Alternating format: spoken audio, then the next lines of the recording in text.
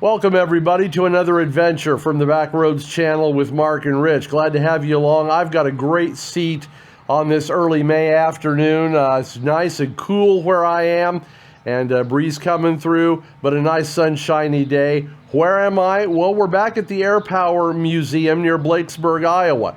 If you remember the video that we did a little over a month ago, that's garnered thousands of views at this point, and we thank you very much for that. Since we did that video, there have been several new additions here at the Airpower Museum, and we've gotten back with Ben Taylor again, and Ben's going to take us through a couple of other hangars that we've not been through before and show us what new additions he has and give us an update on some of the projects that he's working on. So come on along with us and let's see what's new at the Airpower Museum near Blakesburg, Iowa on this edition of the Backroads Channel with Mark and Rich.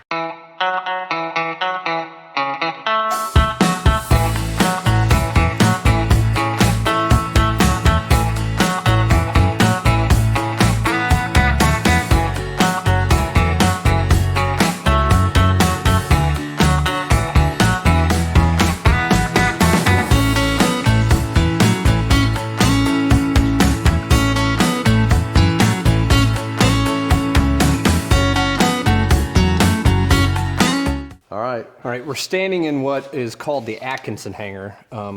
It is named after one of our former board directors, whose son is actually now our museum board president.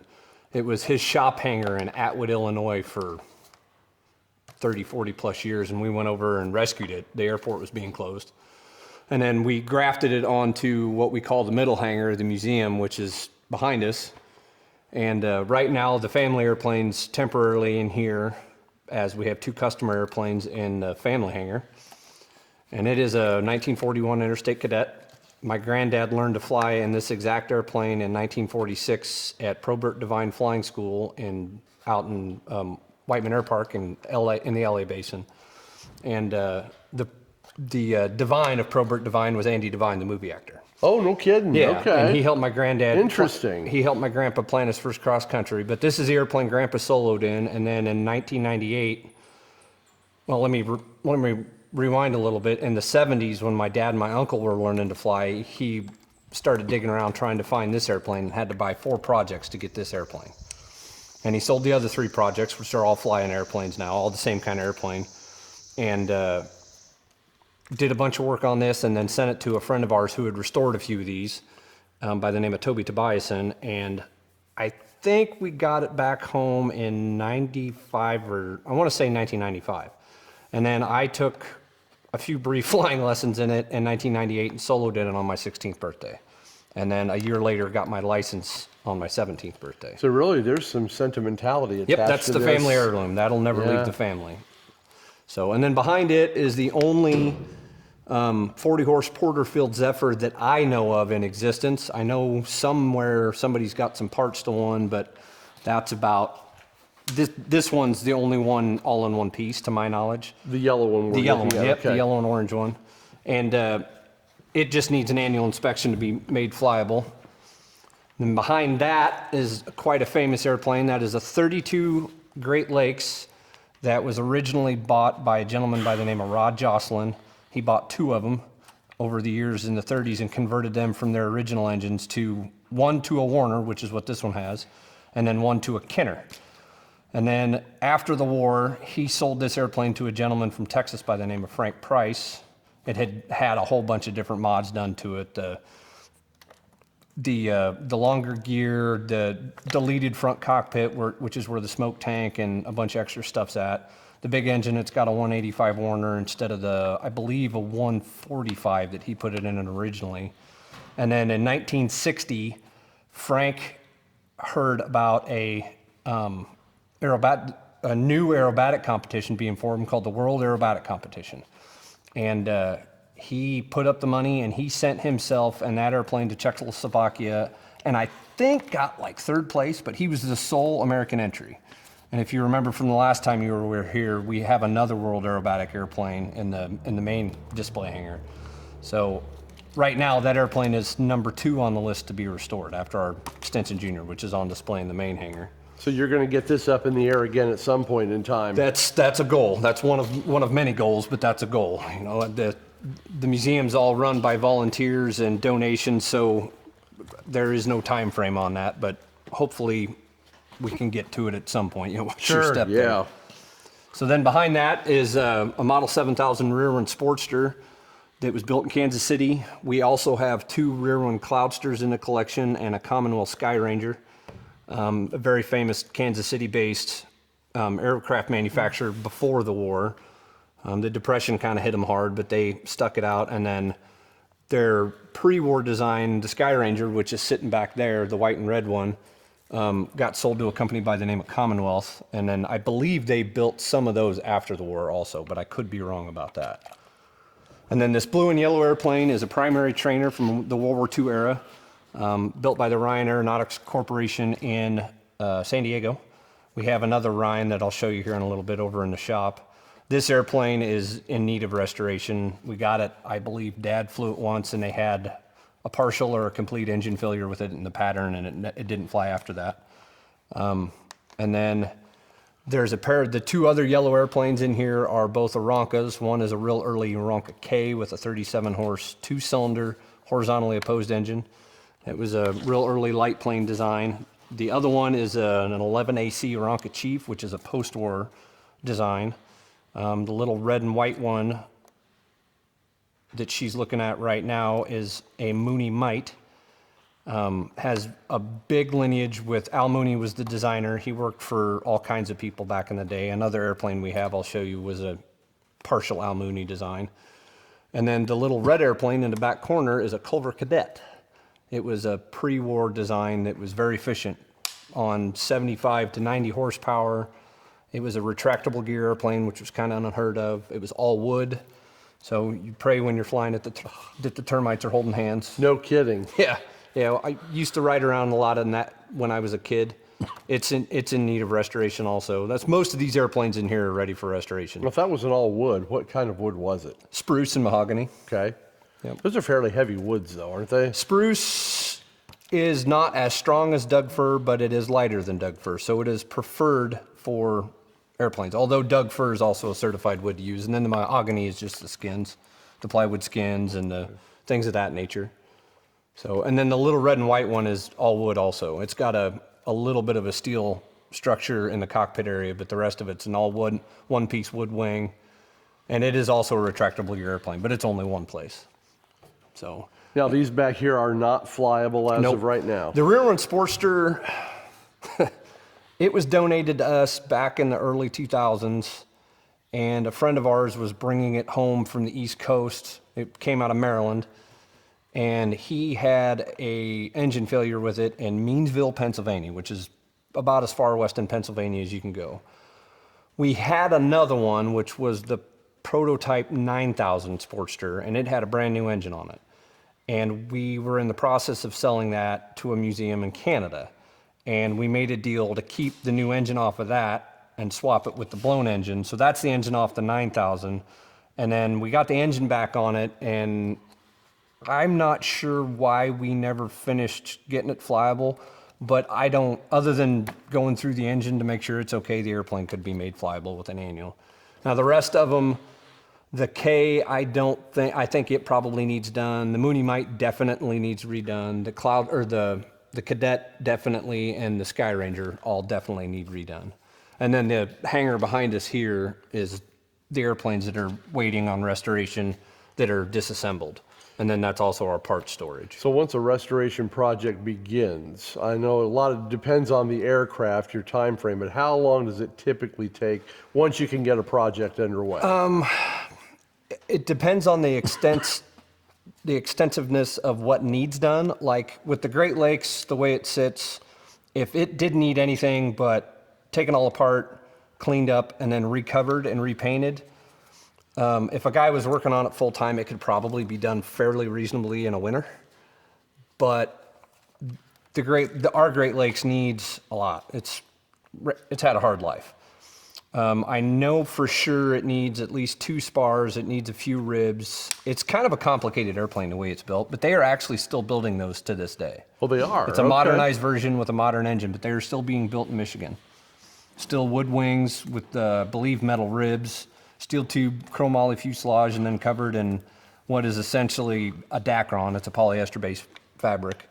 And then I don't know what system they're using. I don't think they're using the old school doping butyrate nitrate dope. I'm sure they're using a modern coating, but I would never have guessed that they're still actually building Sure. planes on this design. yep. And the design goes all the way back to, I believe, late 28, early 29 is when the first Great Lakes was certified. And then, like I said, this is a late one. It's registered as a 32. So, Well, they're basically, would it be safe to say the new ones they're turning out now are basically recreational aircraft, or yeah, do they have other purposes? I would assume there's probably some people using them for sightseeing. I know some are being used for aerobatic training because it is an aerobatic airplane. There's a few guys using them in what they call the sportsman's class competition aerobatics. But for the most part, it is just a recreational airplane. Nobody's out, I wouldn't assume anybody's out making any real money with one unless they're doing tailwheel or aerobatic instruction in them. So, and Single seater? well, no. So this one's been modified to a single seat from a 2-place airplane. Okay. All the originals were 2-place. And then to lighten the airplane and to make room for equipment like a smoke oil tank and moving the oil tank aft for a bigger engine, et cetera, et cetera, et cetera, deleted the front cockpit. And I've ridden in a 70s built one because they were built in the 1970s also. I've ridden in a 1970s built one, and I'm 6'3", and it was all I could do to get in the front seat. But you know, people were smaller back then. Looks pretty tight. Yeah. I fit fine in the back seat. The front seat's, you know, a little narrower. Not narrower, a little narrower forward aft. Not much leg room. But these things, like I said, people averaged 5'7" was the 5'7" and 170 pounds was the average male back then, at least. So Things have changed some over the years then. yeah. But this hangar was built. So that hangar, which is the main hangar we were in the last time you were here, was built in the very early 70s when the museum moved out here. And then the hangar behind us was built shortly thereafter. And then this sat open for a season, I think. And then you can see the trusses are hand built, and they built the trusses and basically filled the space in and then came up with this Rube Goldberg main door truss, but it sat without a door on it. You'd see the little circles in the pavement were tie downs that they had put. So, because the airplanes were sitting in here open to the elements. And then it eventually finally got closed all the way in. And then I don't even remember, I think it was pre-COVID when we put the Atkinson hangar on here, but it's been 10 years since we started that project. So, but it's been a blessing because hangar space I always tell people hangar space is very relative. The more you have, the more crap you have to put in it. That's right. And we're trying to cut the fat a little bit, finding new homes for projects that either are surplus to our collection or don't fit the collection, and things of that nature. And we're always we don't buy any, but we're always selling parts and getting new parts donated for part sales, which is part of what helps us raise money to keep the lights on. So, but yeah, that Great Lakes had a nickname for a long time. It was nicknamed Cackles because of the exhaust system Frank had on it. Each cylinder had its own stack coming out about that far behind the cylinder, and it made a lot of noise. And it got nicknamed Cackles, and that's how pretty much everybody knows the airplane is, by Cackles. And then he sold it, I don't know how, because the airplane, I think, stayed in Czechoslovakia for the better part of a year because he came home to make money so he could get the thing home, because he paid his way. He wasn't part of a U.S. team. He was the U.S. team. And he got the thing home, and I don't know when he sold it to the next owner, who was Mel Barron, but Mel had it and flew shows in it, and then blew the engine up in it and put a new engine in it, which is a size smaller than what was in it, which it had a 185 in it. Now it's got a 165, and then he gave us the airplane. And then it sat on display on loan to a museum in, I think it's either Springdale or Fayetteville, Arkansas. I can never remember which town it's in. They're right next to each other. It was on display at a museum down there for a very long time. And then we got it back, I don't know, 15 years ago or so. We've had a long time. It's been here longer than I have, I believe. So there's certainly no shortage of projects. No. I could start today, work 16 hours a day, and by the time I got them all done, I'd have to start over again. And that's without doing anything else, like mowing the grass or any of my own stuff. So, Yeah, you've certainly got a lifetime of projects Yeah, here, it looks yeah. like.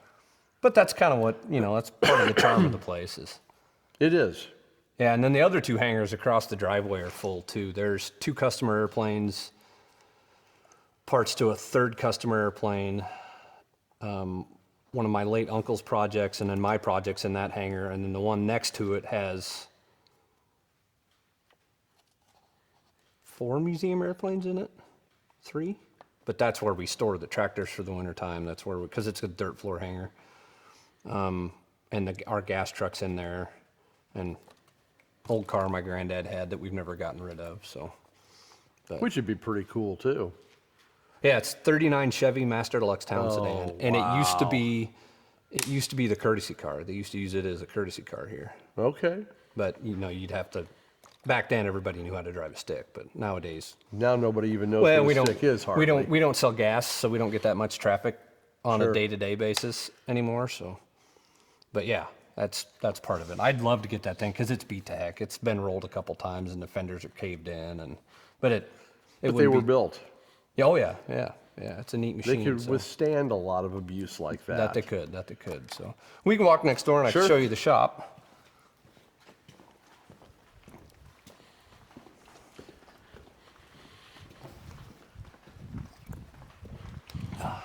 Oh yeah, you can see the Rube Goldberg design going on here. Indeed. It runs, the ram is off an old dump truck, I believe, and then it pushes on the cables which pull the door up on a pivot point, and it runs off a power steering pump, and you flip the switch and open a valve to get it to open, and then you close that valve, and then you open the other valve to get it to close, and gravity closes it.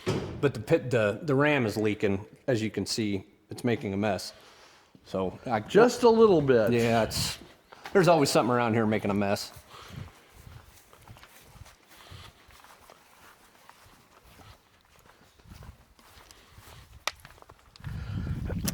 So then this building is the restoration center, and it was built with the sole purpose of doing restoration work and maintenance work on the collection. And it's been done, I don't remember when we finished it. It's in the last 15 years, I believe, probably 10 years. And right now, as you can see, one airplane sitting here with some pieces missing. This is the second to latest acquisition that we got. We actually have another airplane that we got that is partially assembled in the main museum hangar that you guys didn't see when you were here before. But this is the oldest Alexander Eagle Rock known to exist. I believe it's either serial number 15 or 16. And it's also an Al Mooney, partially Al Mooney design. I think he was involved with the design. And it was built, I believe this one was built in 26 or 27. And it was donated to our museum from the Colorado Aviation Historical Society. They'd had it. They also have another one that's a little bit later model. And the guy that restored this flew it once and scared himself. It's not an airworthy restoration. It would need completely gone through again. And then the engines doesn't have any guts in it. All it's got in it's the crank. But it's known as a long wing Eagle Rock. Most biplanes, like if you go back over and look at the Great Lakes, it's got a center section where the 2 top wing panels attach to a baby wing panel. This airplane doesn't have a center section, but all 4 panels are the same. So when you look at it from afar, the bottom wing is longer than the top wing. But it was built in Colorado, and they needed a lot of wing out there for the altitude to play with. Makes sense. Yeah, it's a really neat part of the collection. So we're hoping actually in another, not this coming weekend, but the weekend after to get it up. We're going to hang it from this door truss and see if we can get the landing gear underneath of it, which we have. And then the airplane behind it is, I tell people, it's kind of the prized possession of the museum, even though I see the tire, I got a flat tire, which is not uncommon around here. That is a 1938 Ryan STA, also from the Ryan Aeronautical Corporation in San Diego, originally designed in 33 as a trainer. The real early original ones, all the ST, what they called the ST, had 90 or 125 horse engine, or they went to 125 horse and they added the A, but the early ones had 90 horse engines in them. And after flying this a little bit, I don't think it'd be much of an airplane with a 90 in it. But that's just me. This one's actually the third to last civilian one built in 38. And then they started into military contracts. And right now, other than airing the tires up and getting it out and test running, it's ready to fly. A lot of volunteers have been spending quite a few years doing what I would call almost a mechanical restoration, a very long annual inspection. So we redid all the wiring, we redid all the fluid hoses. It's got newer wheels and tires, or newer tires and tubes, although, like I said, that one's flat, so I got to figure out what's going on with that. And then we put a different prop on it, and it's ready to test run. So hopefully it test runs okay, and we can start flying it again. Now, what's really your preference? Because like this one, it's got an open cockpit. You've got a couple that we saw that have it totally enclosed cockpits. Which do you like better? I did. My first airplane ride when I was 9 months old was in an open cockpit airplane. Now, I don't remember it. I was going to say, tell me you remember the details of that one. I would love to say my memory is that good, but I'd be lucky if I remember what I ate for breakfast yesterday, as my granddad used to say. But I've flown a lot of open cockpit, and they're fun, but I'm always cold. So unless it's really nice and warm out, I'd prefer to be in the airplane. It's more comfortable. But they are fun. It's like riding them. It's a lot, depending on the airplane, it's like riding around at 80, 90 mile an hour on a motorcycle all day long. You get wind in your face, and you can smell everything, and you can see everything. And so is there particularly advantages or disadvantages from a closed cockpit to an open, or is it just the design or what you prefer? Nowadays, it's just what you prefer. I know a lot of people that could care less if they ever fly open cockpit again. I know a lot of people that's absolutely their favorite thing in the world. And a lot of it's the nostalgia. The cabin airplanes didn't become real common until real late in the 20s, and even then and then as technology got better, guys didn't like being able to not look over a lot of World War I fighter guys wanted to be able to look over their shoulder, things like that. And they were used to flying open cockpit. Well, when the instrumentation got better and you could start trusting your instruments a little more, and people figured out there was more comfort, they figured out that there was, advantages to it, it got more and more prevalent, and then this style got phased out a little bit, so. When you could start trusting your instruments more, explain that a little bit. Well, hang on just a second. Sure. Let's call it airmail days. Everybody flew by feel. They flew by what they could see. It's people being people, Sure. They don't trust things. And then part of the reason airmail and air travel got safe is they started inventing instrumentation and devices that help guys fly in bad weather, because you can't control the weather. But if you can control the airplane in bad weather safely, and it took a lot of guys a long time. There's some people that still just wouldn't conform to that way of doing it, because the training the instrumentation was still rudimentary, and they're still improving on it today. I mean, S-Vision's been around for probably 10 years now, and it's still one of those things that hardly anybody has unless you got big pockets or flying a jet. So it's synthetic vision, so it basically sees through clouds, and it's neat, but it wouldn't have any bearing on any of this stuff. So, and I still prefer running around on steam gauges, what we call steam gauges, the old style gauges. So, well, we'll go back to the open cockpits just a little bit. I'm sure weather probably played a lot bigger factor as to whether you could put those up as opposed to the closed cockpits. Yeah. If you look at the propeller on the Ryan, the whole reason it's got brass tipping on the leading edges is if you get into a rain shower, the rain won't eat through the propeller. Because if that brass tipping's not there, you would come out with a 2x4 instead of if you flew it through rain. Wow. So they started putting brass tipping on propellers, and then a lot of airplanes went to a metal prop. You won't find anybody that'll fly a wood prop on purpose through rain, because it'll eat the finish off of it. It's just erosion. Sure. Very fast. So, but then, if you're flying open cockpit and you're flying in rain, you're going to go wet. I don't like being wet either. Who does? Unless I'm doing it on purpose. So that was the other thing about cabin airplanes is you could fly in a lot more conditions, more comfortable in the wintertime. You put a heater in there that would work off the exhaust or a diesel heater later on, and you were more comfortable. It's creature comforts. We like being comfortable. We do. Okay. So, but then, so this building we built as a restoration center. We've done a bunch of work in here, mostly maintenance stuff, and the floor's heated, so we can use it in the wintertime, which is nice because none of the other buildings are insulated and heated except for our office building. And then we show movies in here during our flying. We hang a big 15-foot screen from the door, and people sit out in the grass and watch movies at night during the flying. Oh, cool. And we've had some parties and just, people doing receptions and things like that in here. And then we've got all our machine tools and things are in there. Well, all the ones that the museum has are in there. So. Now, the movies you show, I'm just curious, are they just any type of movie? No, or it's do they all have to airplane do movies. with airplane? Yeah, it's all airplane movies. And we try, because aviation was so popular and so new in the 20s and 30s, there's a bazillion movies made, and they're all terrible. I mean, there's very few of them that you would sit down and munch popcorn if you're not an airplane person and enjoy, because you wouldn't get it. But if you are an airplane person. Right. But, and there's just, and then you get in shortly after the World War II era and even the World War I era, all the World War I and World War II aviation movies that are out there. But we don't always have a theme during the flying, theme airplane. This year we're doing it again, and we try to find movies that have that kind of airplane in them. Make it a little more fun for the people. Sure. And nobody has to come watch the movies if they don't want to.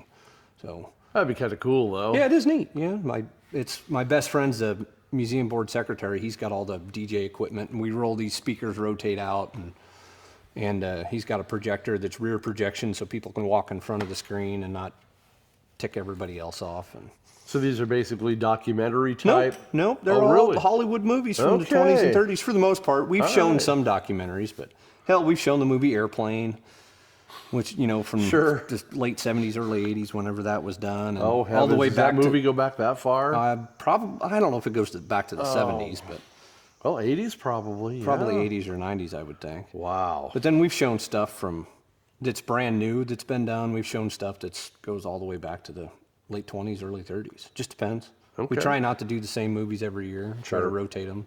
But there are some very popular ones, like Spirit of St. Louis with Jimmy Stewart. Mm-hmm. It's one of my favorites as a child. Cagney was in a bunch of airplane movies back in the day. One of my other favorites is one that he's a star in called Captains of the Clouds. But then there's, what else? Always, it had Richard Dreyfuss and John Goodman in it. That's a good one. It was done in the early 90s, I want to say, and it was a remake, actually, of a movie from the 30s, or from the okay. 40s called A Guy Named Joe was that movie. And it was the same movie. It was just different characters and different airplanes, but it was about firebombing, and so it's a really cool story. So. Yeah, sounds like it. Interesting. Okay, where do we go from here? That's it. You've seen it all. We've seen it all. All righty. A few moments later.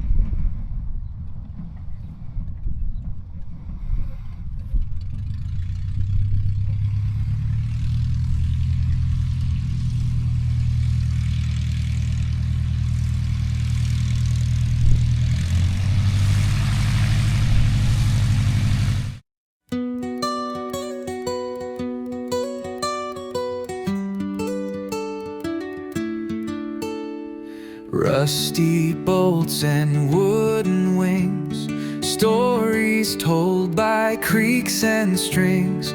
Through the skies they used to soar, echoes of a time before. Canvas stretched, a trembling hum, propellers twist in the morning sun. Gliding low, they kiss the breeze, dancing through forgotten seas. Oh, they whisper through the clouds, carrying dreams fierce and proud. Antique birds with hearts aflame, sliding through a timeless frame.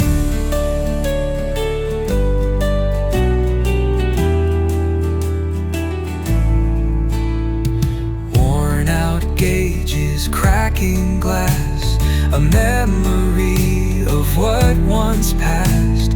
Men who built them, hands of steel, crafted love you still can feel.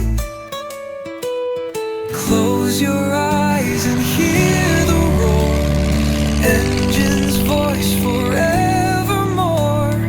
They may rest, but still they sing of the days their flight would ring. Oh, they whisper through the clouds, carrying dreams fierce and proud. Antique birds with hearts aflame, sliding through a timeless frame.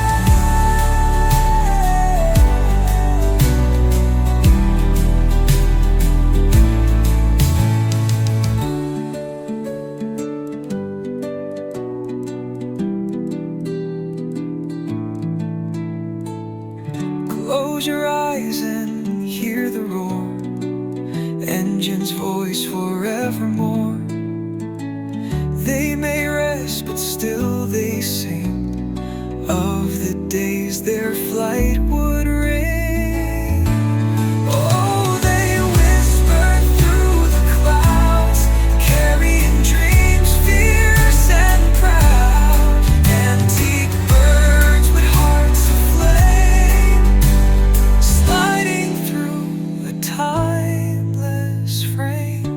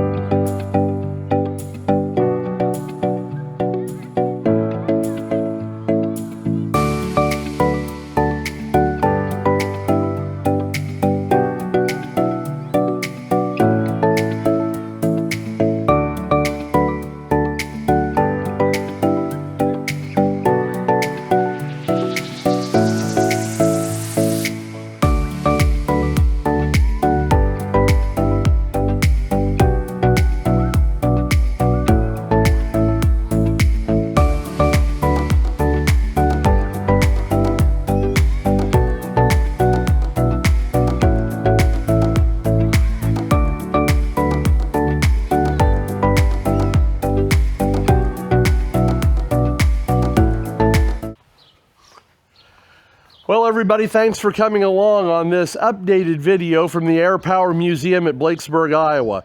On the Backroads Channel with Mark and Rich, everybody come on out, see the museum.